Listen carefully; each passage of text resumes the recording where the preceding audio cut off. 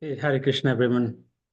Let me welcome you all for the session and thank you very much for taking time to join this session. Uh, Hopefully, everybody is doing very well. And again, I welcome you all. This is Srinivas Pundarik Das. Okay, let me get started. If does anyone have any questions before I start?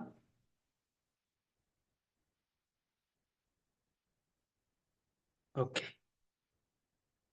let me present my screen. Okay. Sorry, I think it goes. I'm sorry. Please bear with me as I go through the slides.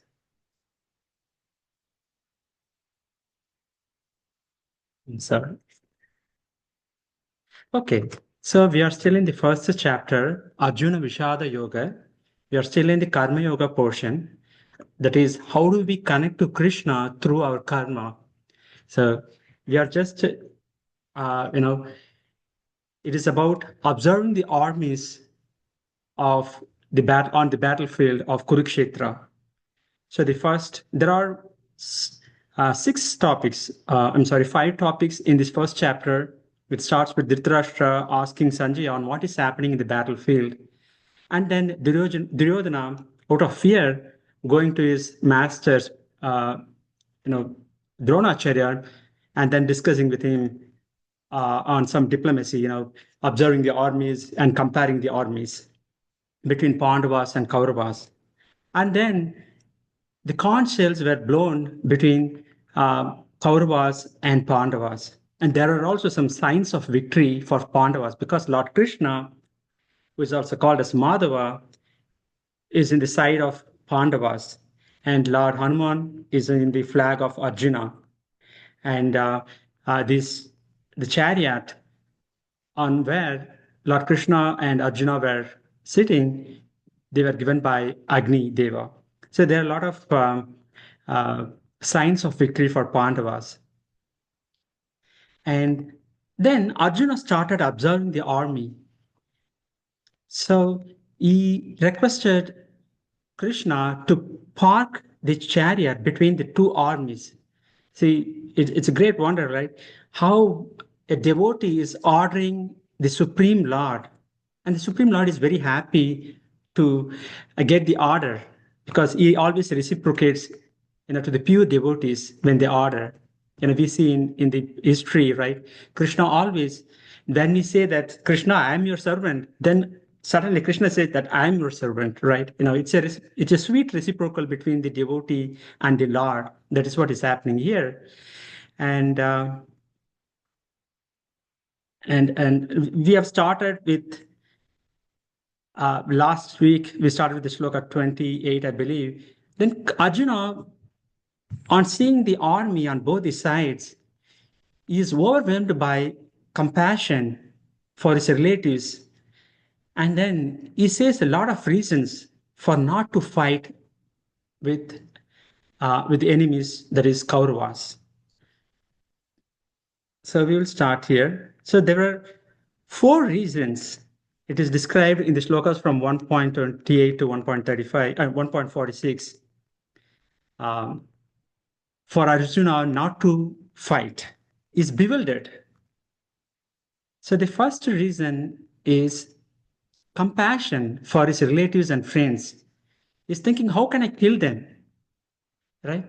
So he has become, he's a devotee also, right? That is one of the great quality of a devotee, right? To be compassionate with all the living entities. Is exhibiting that compassion. And the second reason is no enjoyment. Now, what will happen? He says that, when I kill all my relatives and friends, I will not have any enjoyment. Even if I get the kingdom, who should I show off? You know, these are the people that I want to share my wealth, my fame, and everything. But if they are not there, what shall I do? And then third reason is he is also fearful of sin. What will happen if I kill my relatives and friends? And the fourth reason he's saying is that if all these people, there are around 4 million or 5 million people are standing there to fight, if all these men are killed, what will happen to those women? And children, they may be misguided. There'll be a lot of Varna Shankaras. Varna Shankaras is the kids born in an unwanted way, illegally or not appropriate way. So they may not be cared for. They are losing one generation of advice. So his concern is placing all his reason in front of Krishna. Krishna, just spoke only one line so far in first chapter. He spoke only one line. Hey Arjuna, I parked the chariot in front of Kurus, and then just to kindle him, just to make him, um, become more compassionate, because these are all pre-planned by Krishna so that he can deliver Bhagavad Gita. So these are the four reasons, but we will go through each one of them elaborately. So, as I mentioned, there are four reasons, and in fact, there is one more: indecisiveness. Compassion is for friends and relatives, but Krishna, right? He's a great manager. He's a great acharya. He's a Gita acharya. He observes all the questions from his devotee, from his disciple, and then responds to all the questions in the subsequent chapters. Krishna listens very well to Arjuna. He just corrects him in a nice manner. He motivates him, and then at the end of the Bhagavad Gita, he gives them an option. Arjuna, I told you everything. Now it is in your hands to take a decision. Right? He's a great manager. He's a spiritual guru, great manager. So the way that he handles it, right? There are a lot of people who have written about management from Bhagavad Gita. So compassion for friends, no enjoyment, even if victorious, fear of sinful reactions, destruction of family traditions, and indecision. Indecision in the sense, at the end of this chapter and earlier on the second chapter, Arjuna keeps his bow and then says, Madhava, I cannot fight. That is his indecisiveness. Okay. Now, let me um, is there Srinidhi, you want to read this sloka? These three slokas combined. Can you read them? Arjun उवाच दृष्ट्वेमं स्वजनं कृष्ण युयुत्सुं समुपस्थितं सीदन्ति मम गात्राणि मुखं च परिशुष्यति वेपथुश्च शरीरे मे रोमहर्षश्च जायते गाण्डीवं स्रंसते हस्तात् त्वक्चैव परिदह्यते न च शक्नोम्यवस्थातुं भ्रमतीव च मे मनः निमित्तानि च पश्यामि विपरीतानि Keshav. Thank you, Srinidhi. Does anyone want to read the translation? Yeah, let me do that. Thank you. Yeah. My dear Krishna, see my friends and relatives present before me in such a fighting spirit. The limb of my body are quivering. My mouth is drying up. My whole body is trembling. My hair are standing on end. My Gandiva bow is slipping from my head. My skin is burning. I am unable to stand here any longer. I am forgetting myself and my mind is reeling. I see only cause of misfortune and opposite results. So Krishna, killer of the demon case. Thank you, Kaushalji. Thank you. So here, Arjuna sees practically the whole community of all blood relatives and also the friends have come to the battlefield to fight against him. This overwhelmed, a devotee like Arjuna with compassion, right? So in the subsequent chapters in Bhagavad Gita, Krishna explains 26 qualities of a devotee. I think one should read Bhagavad Gita or one should listen to Bhagavad Gita. Krishna, explains everything, that is needed for the life. Uh, so of the 26 quality is one of the great qualities, compassion. That is what Arjuna is exhibiting under under the illusion from Krishna, right? So Arjuna is a Kshatriya. is trained to kill people, right? Kshatriya in Sanskritam is consists of two things, right? Kshat, Traya, right? Kshat means injury. Trayate means to deliver. So to deliver or to protect the common citizen, common people from the injury is the duty of the Kshatriya. But now Arjuna is not willing to take up the duty of a Kshatriya, right? He Non-violence is not an option for Kshatriya. In the Dharma Yudh, the Kshatriyas will fight. They are trained to kill. Here, the Acharyas explain that he is in the, Dehatma Buddhi in the sense, considering this body and the soul are the same. So in the spirituality, it is said, the first lesson in the spirituality is that we are not this body, we are a spiritual soul. We are part and parcel of the Lord, right? So that's the main thing, first thing. So Krishna will explain a lot of these concepts in the second chapter. Yes, in the Sankhya Yoga, he clearly explains about the soul, why we are not this body, we are spirit soul. We cannot be cut into pieces. We cannot be destroyed by any weapons. We cannot be wet. We cannot be put into fire. He explains everything. And he also explains that, to Arjuna, hey, Arjuna, don't worry at the body level, right? So it is like, or the worry of Arjuna is like worrying for a drowning person, right? Worrying for the shirt of a drowning person, but not the person himself.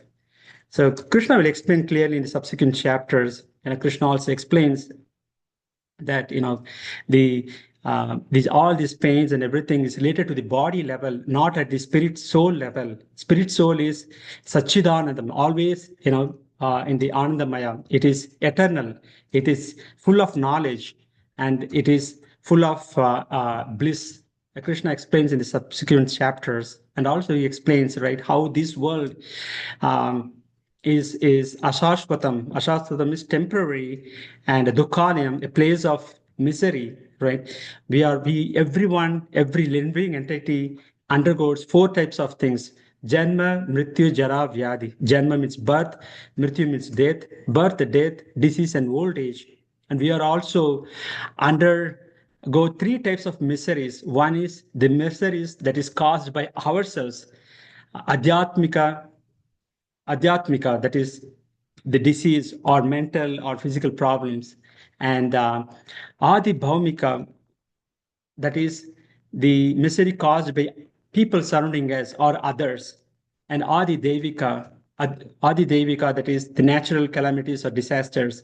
So all these things Krishna explains, and but he also says, but when one goes to Vaikunta means place of no worry. You won't have any such disease, janma, mrityu, jara, vyadi, nothing of that sort. That's what Krishna explains in the subsequent chapters. Because we are not used to this type of pain or death, right? That's the reason death is always fears us, because we are not used to that. When we were in the spiritual world, we are not used to the death, but when you come to the material world, everything changes. So because we are at the bodily level, so Krishna explains all these things to Arjuna in the subsequent chapters. Just coming back to the topic, Arjuna is overwhelmed. He is not ready to fight with his enemies, the aggressors. So as per our Shastras, it says there are six types of aggressors who can be killed. That is one who plunders the riches, one who poisons, one who lights fire on the houses, and one who kidnaps, or one who insults, women, or So there is one more. I forgot them. There are six type of aggressors, that can be killed. But Arjuna is ready to and forgive all those aggressors. That is the Kauravas, right? Yeah. So here, if you see, there are eight types of symptoms Arjuna is exhibiting. The Acharyas explained that these are the symptoms that are exhibited when one is in fear, or one when is in danger, or one when is in spiritual ecstasy. It is called as Ashta Satvika Vikara. So these are exhibited by a devotee when he is in ecstasy, or these are also exhibited when a person is in danger or fear. But here, Arjuna is exhibiting because he sees fear. He is in fear, and he perceives some danger. You know, that's the reason he's exhibiting. These are some of the energies. It is said that they are already within our body, and when our mind and intelligence are not in line, we exhibit these symptoms. Materially when we are in fear. Some of the things to note here is that Swajanam. In the first shloka of this first chapter, we saw Dhritarashtra asking Sanjaya, what are my sons and the sons of Pandu are doing in the battle? Is discriminating, right? But here, Arjuna is saying Swajanam. Swajanam means my people, my kith and kin, right? What they are doing. So that is the difference between a devotee in a Arjuna's mindset and Dhritarashtra's mindset. Dhritarashtra is partial and Arjuna is impartial, right? And here the other thing is, in the first few shlokas we saw, as soon as Duryodhana saw the armies of the Pandavas, he went to Dronacharya and started comparing. But here what happens? Arjuna, when he saw not only the Kaurava army, but also his army, he is overwhelmed with compassion. That is the difference between Duryodhana and Arjuna that Acharya explains. Right? There was no change in the attitude of Duryodhana, but there is a change in the feeling of um, Arjuna. So another thing to note is just a trivia fact. Um, Arjuna likes to address Krishna as Krishna. When he is in fear or when he's in a different mood, he addresses Krishna because he loves Krishna's name. Though he calls Krishna as Janardana, Madhava, Madhusudana, Varshnaya, and everything, but he likes to call Krishna. I think in the Bhagavad Gita, there are 9 times it is repeated, the name of Krishna. And And by the way, Krishna loves to address Arjuna as Partha. Partha means son of Prithu. Kunti is also called as Prithu. Her original name was Prithu when she was, the daughter of Surasena. But after that, Surasena, gave her daughter to Kunti Bhoja. That is also Surasena's relative. Surasena's relative Kunti Bhoja did not have any kid. So King Surasena gave his daughter Prithu to Kunti Bhoja, king. That's why Prithu has become Kunti Devi. But Krishna loves addressing Arjuna as Partha. That's a small trivial. Another thing to note here is that uh, see the Gandivam Sramsate Hastat. My Gandiva bow is slipping from my hand. It is a see when the Gandiva is slipping from Arjuna's hands, it's a great thing because Arjuna has so much affection to his bow. You took a vow that when somebody insults my Gandiva, that is bow, I will kill them. It so happened during the battlefield when Bhishma was in Ugra mood, when Bhishma was killing a lot of Pandavas' army, at one point in time, Yudhishthira made a criticism. Hey, Arjuna, what are you doing with your bow? And then suddenly Arjuna took up his bow and tried to kill his brother Yudhishthira. Then Krishna came as did some mediation, and then he said, Arjuna, I know that you want to kill Yudhishthira, but what the other way is when you blaspheme a person, that is also very similar to killing. So Arjuna started blaspheming Yudhishthira. It is very similar to killing Yudhishthira. So uh, blasphemy means, shouting or, talking ill of others. And the other thing is the Gandiva, it when he pulls the string of Gandiva, it makes a very terrifying sound in the hearts of the enemies. So, but he wants to slip. He let the Gandiva bow slipping from his hand. So that's a very big thing. The another thing is here, my skin is burning. So when the heart is burning, it is said that the skin also burns. It is said, one of the authors explained that the worry, right? The worriness is compared to a pyre, right? Pyre is used to burn a dead body. The difference between the pyre and the worry is that the worry um, burns a living person, but the pyre burns a dead body. And the other thing here too, so all these worries. So just to connect the shloka in the subsequent chapters, at the end of Bhagavad Gita, Krishna will say, Sarva Dharman Parityajya Mamekam Sharanam Vraja Aham Tva Sarva Pavepyah Moksha Ishami Mashuchaha. At the end, Krishna says, don't worry, right? Forget about all the religions, and just surrender unto me. I will take care of you. Don't worry. And this is a three shlokas combined. Um, so the last one is also a very important one. I see only causes of misfortune and opposite results, right? So nimittani means causes, viparitani means the opposite,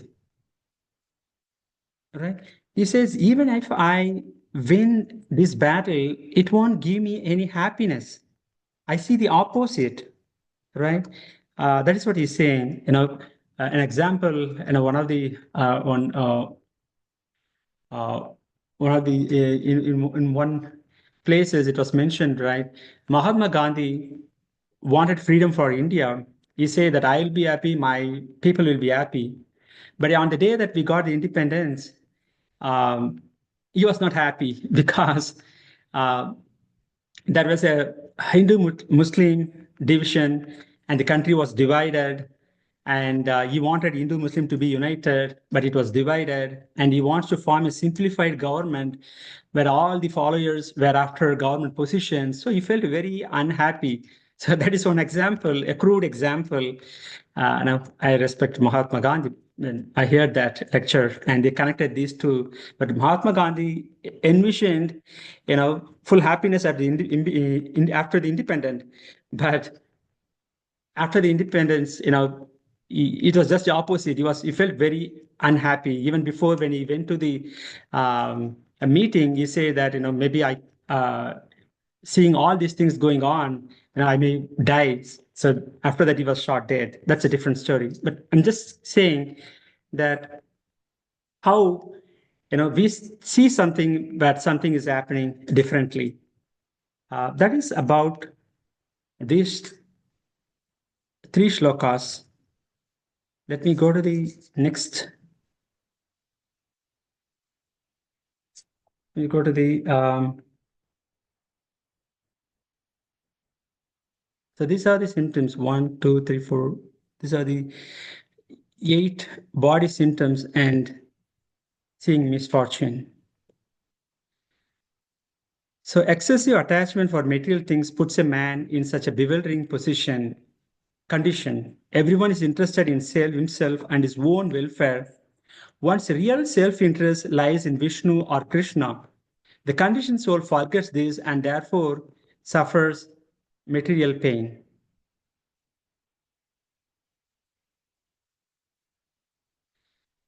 So when we put Krishna's interest in as a first, we can be happy. That is what the Acharyas explained. But when we put our own self-interest, it will be, we will undergo all this bewilderment. And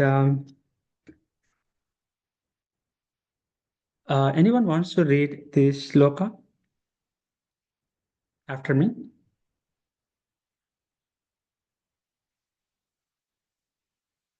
Okay. Kavin, do you want to recite this shloka? Kesava?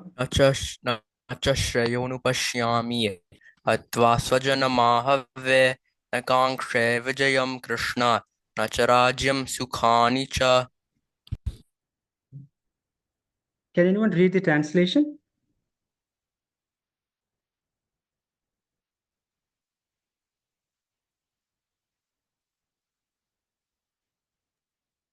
Yeah, let me do that. Thank you, please. Yeah. I do not see how any good can come from killing my own kinsmen in this battle, nor I, my dear Krishna, desire any subsequent victory, kingdoms, or happiness. Okay. Thank you, Kaushal. So here, Arjuna is saying, I don't see anything good coming to me by killing my own kith and kin in the battle. Krishna, I also don't desire any subsequent victory, kingdom, or happiness. So the Arjuna's point here is that, the Acharyas explained that in the Shastras it is said when one is killed in the battle, they'll go to the higher planets like sun planet, or when they take sannyasi, they'll go to the higher planets. And Arjuna's point is, so it's better to get killed in the battlefield than killing the others. What I'm going to get, right, is again losing his Kshatriya spirit. He is not ready to fight at all. Uh, it is said, right? It is as if, if I'm not hunger, I'm not going to cook, right? At least for others, I have to cook. So at least for satisfying the Krishna, or at least for protecting the Dharma, he has to fight. He says that I'm not interested, I'm not going to fight, right?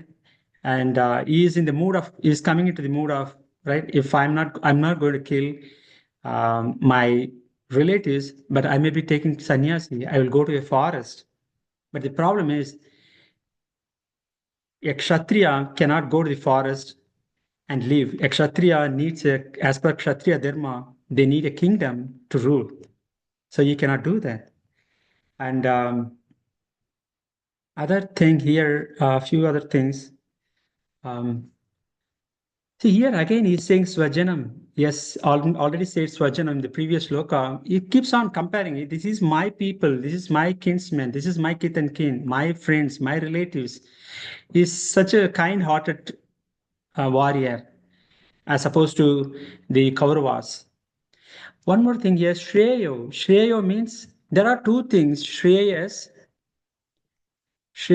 and Preyas, that you can find it in the Shastras. Shreyas means that gives the ultimate good. That is the ultimate good. That gives a long-term benefit, not short-term benefit. And prayers is a short-term benefit, short-term happiness, alpa, happiness, but in the long term, it is not good, right?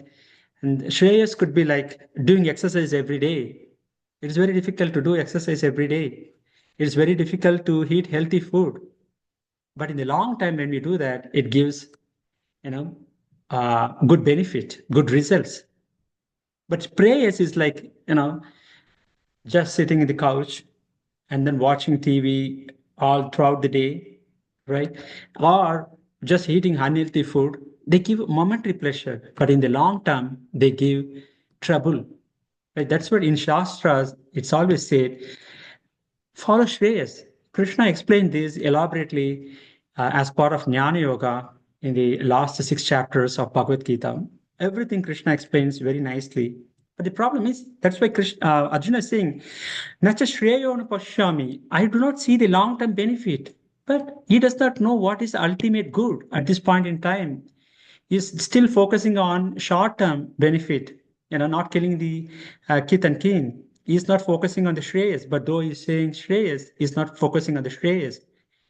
So that is why Bhagavad Gita is delivered by Krishna to Arjuna to show him what is the ultimate good, what is the ultimate thing, right? Um, right. So here it is said, um, because Arjuna is focusing on his family relationship and everything, bodily concept is still in the material platform. He did not come to the spiritual platform, right? Hey, Krishna, I want to protect my relatives and friends, so I'm not going to fight. But Krishna is saying, fight, but he's not doing that, right? So there are four type of people. Krishna says that in the Karma Yoga, in the subsequent chapters, four type of people who reaches to Krishna. One is Artha, Artharthi, Jignasu, Jnani. Artha means the person who is in distress. Krishna says that he comes to me. Artharthi, the person who wants wealth, he comes to me. And Jignasu, one who is inquisitive, one who wants to understand more about the God, what is happening, he comes to Krishna. A jnani, one who develops knowledge, one who's trying to understand more and more about Krishna, right? Those are the four people who comes to Krishna. And he also says four people who do not come to Krishna. One is Muda, a fool, and Naradamaha, the lowest of the mankind, and Asurim, a demonic people. And fourth one is one Maya Paharita Jnana, that is, one's intelligence is taken away by Maya, right? Right, literally atheist, right? They say, there is no God, right? So those are the people, Krishna says, they will never come to me.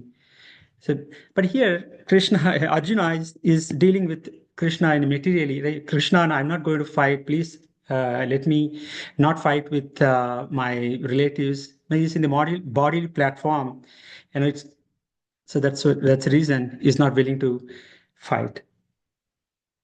And he also says, Nakankshe Vijayam Krishna, Nacha Rajyam Sukhani Cha. I don't want victory, Vijayam, Rajyam, kingdom, Sukhani, happiness. I don't want. It is like they call it like temporary Vairagya. He says, I don't need this, but he needs this. He's a Kshatriya, he needs that. And Acharyas explained that it is called as Samashana Vairagya, very temporary Vairagya that is showing off here. And okay. So you're still in this. This is the second reason, forcing no enjoyment in victory. Previously we saw compassion. Now we are seeing second reason, forcing no enjoyment in the victory. Okay, we are still in the second reason, forcing no enjoyment in victory. What is the time, Prithvi? 8:34. Okay, anyone wants to read this shloka after me? Yes, Prabhuji. Please. Kimnor. Mataji, if you can read, please go ahead, read. Or otherwise you can follow. I will type, Prabhuji. Please. Kim no rajyena govinda, kim bhogirjivitena va, esham arthe kankshitam no rajyam bhoga sukhani cha, ta ime vastita yedhe pranamsa yaktva dhanani cha, acharya pitra putras tadaiva cha pitamaha matula swasura pautra swalah sambandhinas tada etanna hantum ichhami gantopi madhusudhana apitrailokya rajyasa heto kimnu mahi krite nihatya Datarashram. datarashramnah ka pritih syaj janardhana. Very good, Mataji. You recited very nicely. Thank you, Prabhuji. Okay. Anyone wants to read this translation? I will read. Please. O Thank you. Govinda, Of what avail to us are a kingdom, happiness, or even life itself, when all those for whom we may desire them are now arrayed on this battlefield? Thank you, Thank you. Anshuman. So here, Arjuna is putting forth another question, right? He's again still saying, second reason, forcing no enjoyment in victory. He said, what is the use of a kingdom or happiness or even life when all those whom you desire them are now arrayed in the battle? He says, from his point of view, we create a lot of wealth and everything to show off to the friends and relatives, and also um, we may share with them. But if those friends and relatives are not there, what is the point of winning the battle and also winning the kingdom? Even the happiness doesn't make sense. That is his um, argument. Here, one important thing to note is Govinda. Go here, it means cows or senses. One who gives pleasure, one who is the object of pleasure for cows and senses is called as Govinda. So that's why Krishna or Vishnu is also called as Govinda. One who satisfies the senses of the cows, or one who satisfies the cows, gives pleasure to cows and senses. So if you in Bhagavad Gita, if you see holistically, a lot of terms, the names are situational. They are used to convey a subtle meaning or subtle criticism, either from Arjuna to Krishna or Krishna to Arjuna. Here, Arjuna is pointing, hey Krishna, you know my mind. You know what pleases my mind and sense. Right? Why don't you understand? Right? Please understand my situation and please understand what will satisfy my senses and mind. Right? That is what is. But the Acharyas explain, right? Our real position is to satisfy the senses of the Lord. When we satisfy the senses of the Lord, we get automatically satisfied. Right? For example, um, we grow flowers, and then we offer the flowers to Krishna, right? We satisfy Krishna, right? We lit incense stick, right? Dhupa, right? To satisfy the senses of Krishna, right? We sometimes apply, sandalwood to satisfy the senses of Krishna. When we do those things, right, it automatically satisfies our senses. Because Krishna, when we in turn ask anything, it is like a business. That is what they explain, right? When we satisfy the senses of the Krishna, our senses also get automatically satisfied. And of course, Krishna will allow us to satisfy our senses to the extent we deserve. But beyond that, he won't allow us. But when we satisfy the senses of Krishna, all our senses will be automatically satisfied. And there is a Ambarish Maharaj. I don't know whether you know, he was a great king. What time? What is the time? Okay. There is a Ambarish Maharaj, every day he used to go to his temple and then he used to clean the place. He used to smell the Tulasi leaves, and he used to um, lit a incense stick, and then he used to do arati. You will see the God. He will chant the Harinam, the name of the Lord, Krishna, Vishnu, Narayana, and he will hear the Harikatha, and he will do puja. Every day, he will employ all his senses for Krishna.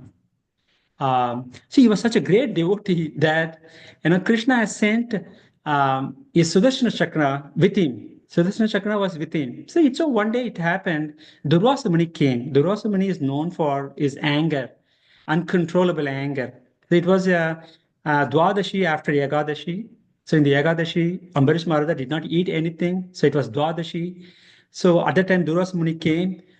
Um, Durvasa Muni said, I'll go and take bath in the nearby river. You please wait. We will have food together. But the benefit of Ekadasi, um, we get the benefit only if we break the fast within a stipulated time in the next day. Otherwise, it won't give any benefit. So he does not know what to do. So he took a sip of water. Taking a sip of water is considered like breaking the Ekadashi, as well as he's not offending Durvasa Muni by not leaving him and taking food. At that moment, Durvasa Muni came. Then he was got very angry. How could you uh, eat without me? Ambarish Maharaj said, "No, Rishi, please understand that I just took a sip of water. No, you disobeyed me. You insulted me. I will kill you." And then he invoked a demon, and then the demon was trying to kill Ambarisha. And Ambarisha just, accepted it. At that time, Sudarshana Chakra was watching. He said, "How can the Durvasa Muni can kill my devotee?" Right? Sudarshan Chakra started. It killed the demon, and it started chasing the Durvasa Muni. Durvasa Muni went to Brahmaloka, right? And then he asked Brahma for help. Brahma said, "You made a mistake. I cannot help you with that." And then Durvasa Muni went to Shiva. Shiva also said, I cannot help you in this situation. And then he went to Vaikuntha. And then Krishna said, I also can't help. And then Durvasa Muni said, how can't you not help? This is your chakra, Sudarshan chakra. He said, see, I am controlled by my devotees. You did aparata to my devotee, then you go and request my devotee, you apologize to my devotee, he will solve. So it is none of my business. No, it is out of my control. I'm controlled by my devotees. Then he quickly came and then he apologized, Ambarish Maharaj, and then the Sudarshan Chakra reverted. So the point I'm trying to say is Ambarish Maharaj utilized all his senses to satisfy the senses of Krishna. Okay. Another important thing here is that okay. So let me go here. So by addressing Krishna as Govinda, Arjuna indicates that Krishna has to understand what will satisfy Krishna's senses. However, if you try to satisfy the senses of the Govinda, then automatically our senses are satisfied, right? And Mataji has already read this shloka. Thank you. And anyone wants to read the translation? We will wrap up after this.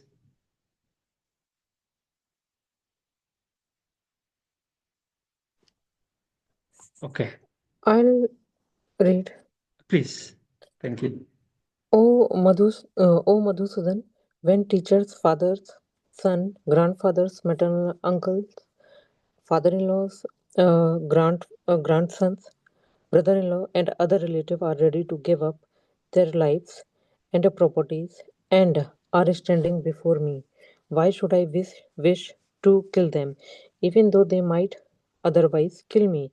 O maintainer of all living entities, I am not prepared to fight with them, even in exchange for the three world, let alone this earth. What pleasure will be derived from killing the son of Dhritarashtra? Thank you. Thank you, Anshiji. So now he is listing down the list of people, right, with whom he wants to share his victory and wealth and everything. So if these people are killed, what can I do? How can I be happy?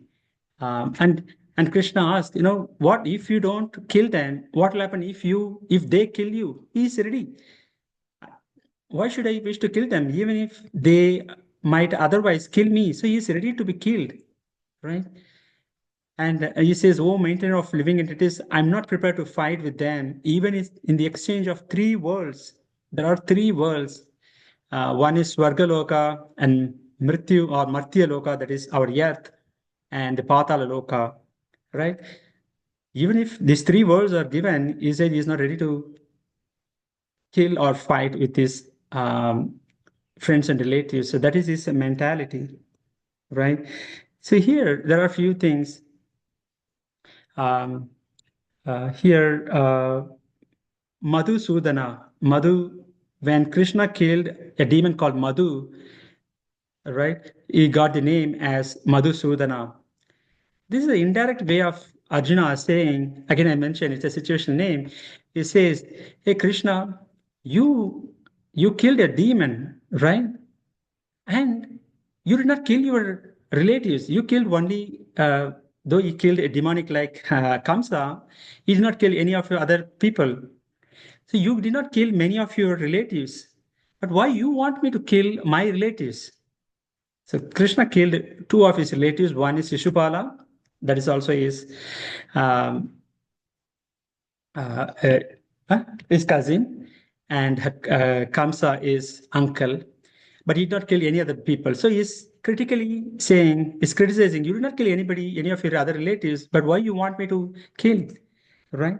The other thing to note is Janardana. This is also is saying critically, Janardana means the maintainer of living entity. See, you are a Janardana, you want maintainer of living entity. Why do you want to kill people?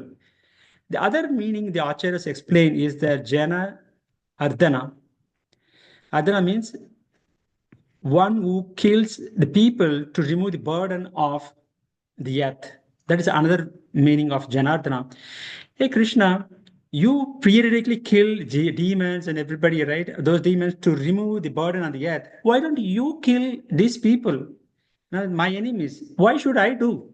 That is Arjuna's subtle question. But Arjuna does not know. In the 11th chapter, Vishwarupa, Krishna, while showing his Vishwarupa form, he says, Arjuna, I have already killed.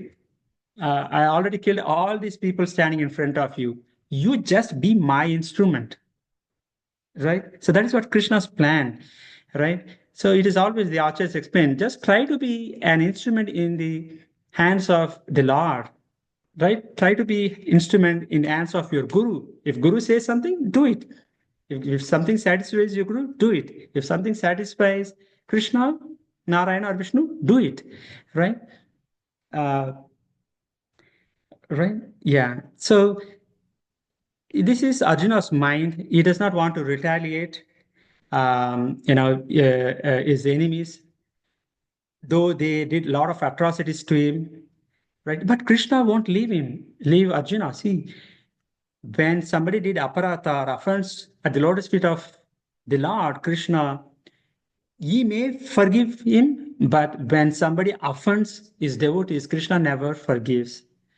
He wants all these demonic people to be killed. That's the reason he brought all of them into one place.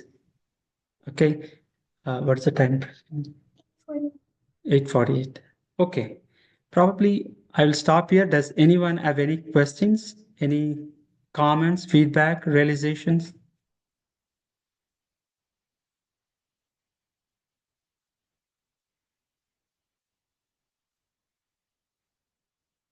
Okay. If you have any questions or anything, please let me know, or you can also send me the message. If nothing else, thank you very much. Thanks for your time. I appreciate your time coming here, and it's a journey for all of us. Srimad Bhagavad Gita ki jai. Jai. Srila Prabhupada ki jai. Thank you. Hare Krishna. Hare Krishna. Thank you, Prabhuji. Hare Krishna. Thank you. Hare Krishna. Hare Hare Krishna. Krishna.